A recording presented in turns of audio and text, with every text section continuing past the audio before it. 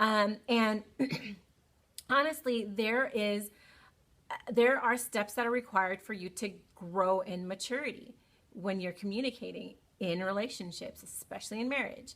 You don't go into marriage knowing how your spouse receives the things that you're saying all the time. You don't. My email address, Nika, can you put that up again? Thanks. It is key to a successful marriage. Yes. Communication is super key for a successful marriage. But you don't go into marriage just automatically knowing how to communicate with your spouse. You don't go to any relationship knowing how to communicate with the other person. And so there are stages that communication goes through. We'll stick to marriage, guys. When you're married, after you say I do, there are certain stages of marriage. It's a maturation process, and we're going to talk about that right now. So, in your initial stages of dating, and getting to know someone, you're on the cliche communication level, right? Everything is very, oh, how are you? Oh, okay, how's the dog? How have you been? What have you been up to lately? Very surface level, very impersonal, very almost formal, and so what you're talking about is nothing but just surface stuff, right? And this again is when you're starting to date someone or in the very early stages of marriage. Of course, your statements will look a little bit different. They won't be, how's the dog? But they will be still on a very surface level. Like, how was your day? And just kind of not really digging in deep, not really looking for a response, but just kind of that surface level communication. And, each person in that type of communication is speaking from a very safe place, and each person remains safely behind their defenses. They're not opening too much, they're not sharing anything, they're just very surface, right? So, oh yeah, tap the screen. Thanks, Nika. So that's level one. That's level one of the maturation process in communication. The very cliche levels of communication, right? The second level is reporting about just the facts. Okay, so you're now beyond how's the dog, how was your vacation, and now you're at the point where you're talking about somebody else. Maybe the facts about what somebody else is doing, or what happened when you went to the mall. Still not very personal.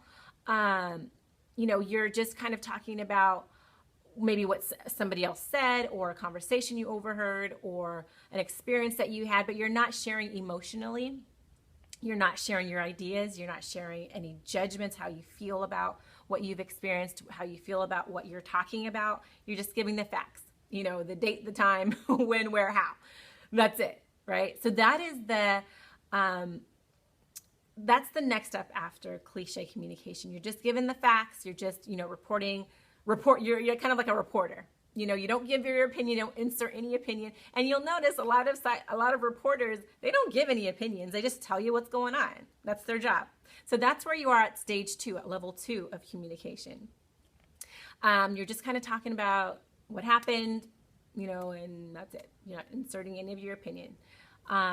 So you're still holding high, you're still being very safe with your place. You're in a very safe place at this point. And then you go to level 3, which is you're starting to share your ideas and your judgments. So you're still not yet fully in like an emotional place. You're still just you're sharing your ideas and you're sharing your judgments, but you're not sharing necessarily your feelings or your emotions about something. But at this stage, this is where real communication really begins to unfold, because you're now more willing to step out of your comfort zone, and you're not like in this solitary confinement. You're like more willing to share a little bit more. You're letting go a little bit more, and you're sharing a little bit deeper. There still are some areas where you're not going to fully divulge. You're not fully going to put yourself at risk, because we all have this fear of rejection, And so if you feel that fear at this stage of communication, if you feel that you could possibly be rejected for your ideas and judgments, you're going to you're going to hold back. You're not going to communicate fully. So again, you're at the stage where you are sharing your ideas and your judgment, but you're not fully at a place where you're safe, where you're, open to share your feelings and your emotions just yet. So, and again, at this point, if you feel like what you're going to say isn't going to be accepted, you're going to hold back. Okay. So you're at a good stage. You're the window of opportunity to communicate is there, and you're willing to communicate, but you're still a little bit reserved, right? So then the next stage is where you do begin to talk about your feelings and your emotions. And so you've gone beyond just sharing your ideas and your judgments, kind of like the politically correct responses to things, but you're now in a more emotional feeling. You're in your feelings, as people say now. You're in your feelings, and you're at a place where you feel safe with the person that you're talking to. You feel comfortable in sharing with them your feelings, and almost at a place where you're okay with being judged. You're okay with you don't necessarily have this fear of rejection anymore. So you're sharing how you feel about the facts and ideas and the judgments that you're talking about. And you're starting to reveal how you feel about things, right? So in order for you to really share yourself with another person, you have to at some point get to this stage where you're comfortable in sharing how you feel and your emotions. If you keep a wall up and you never let anyone behind that wall, you never let anyone see you without your makeup on, you're never going to get to a stage where you are fully invested and just fully all in your marriage. If you never let your spouse beyond what he sees or what she sees, you never let them in, there's not going to be trust. She's not going to trust you because she doesn't know what you're thinking. We talked about this yesterday. She's not going to know what you're thinking. He's not going to know what you're thinking. So they have nothing to build trust on. How can they trust you? They don't know what you're thinking. So level 4, you are starting to share your feelings and emotions, and you're comfortable. You're confident that the person you're sharing your feelings and emotion with knows how to handle you. They know how you will respond to certain things, and they know what to say to carefully criticize if that's what's needed, or give you good advice, give you sound advice that will not hurt your feelings. So you're at a place where you're sharing your emotions, you're sharing your feelings, and you've allowed this other person in. They're now behind the curtain, right? They're behind the curtain, and they're able to see who you are. You've reached the stage of vulnerability. And so the last stage is complete emotional and personal communication. And this is when you are just so all in. And you know what?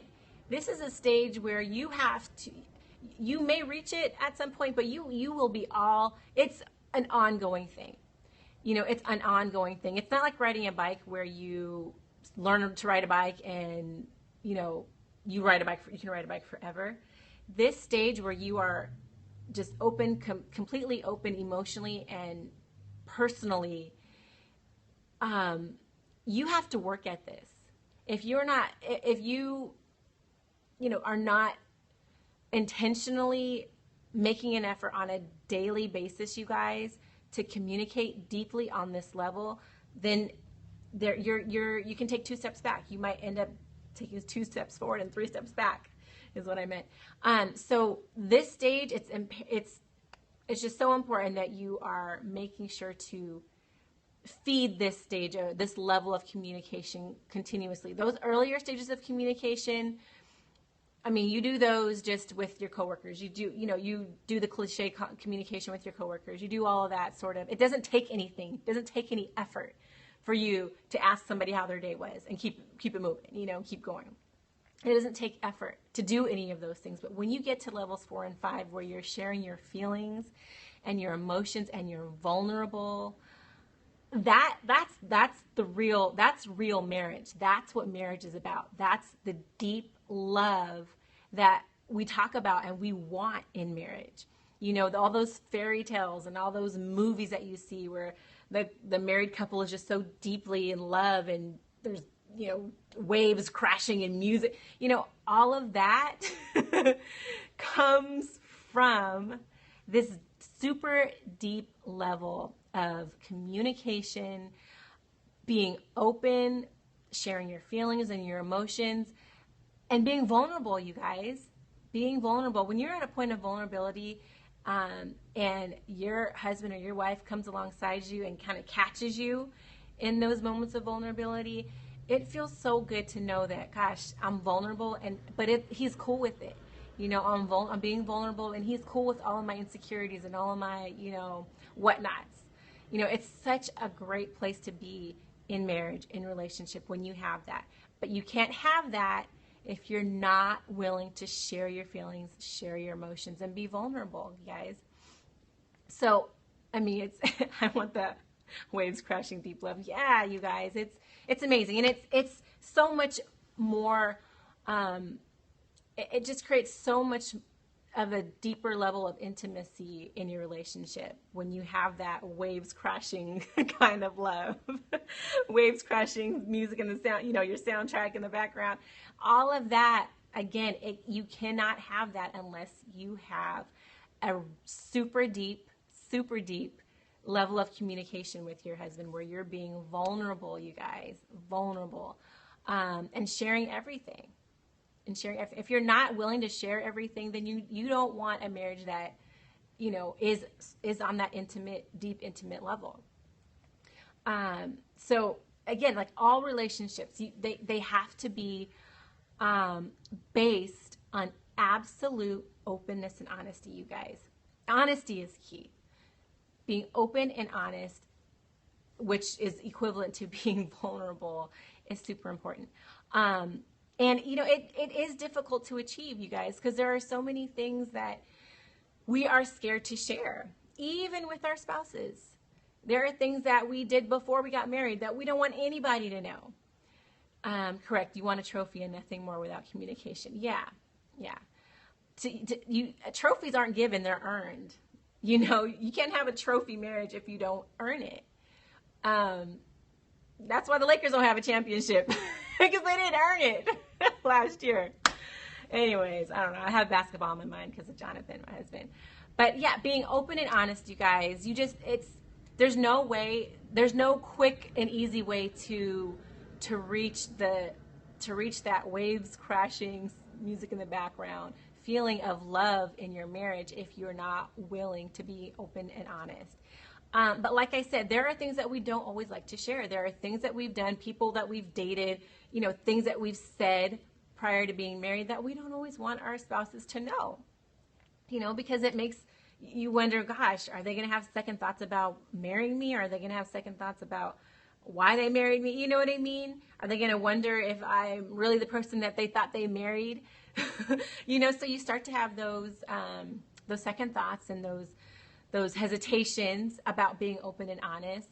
But you guys, when you are open and honest, your husband, your wife will respect you so much more, because they'll know that you are going to come to them and you're going to be honest. You're going to come to them, you're going to be open, and you're just going to put it all out there. How can you not respect somebody like that? How can you not respect somebody that's just going to be all in 110%? And that's what we want. When you think about your picture perfect marriage, you're thinking about, someone that's going to be all in for you 100% all the time, 24 hours a day, 365 a year. That's what you want. That everybody, when they think about marriage, they want someone that's going to be all in, love them through thick and thin, sickness and health, richer or poorer. That's what you want. But like Nika said, you know, that's the trophy that you want, but are you willing